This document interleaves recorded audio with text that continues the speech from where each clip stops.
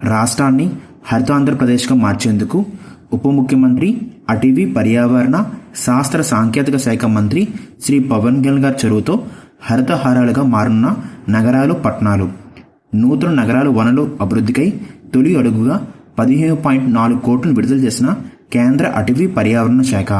ఈసారి జనసేన పార్టీ అధినేత మరియు ఆంధ్రప్రదేశ్ రాష్ట్ర ఉప ముఖ్యమంత్రి శ్రీ పవన్ కళ్యాణ్ గారి జన్మదిన రోజున క్లీన్ ఆంధ్ర, గ్రీన్ ఆంధ్ర కార్యక్రమానికి నాంది పలికారు.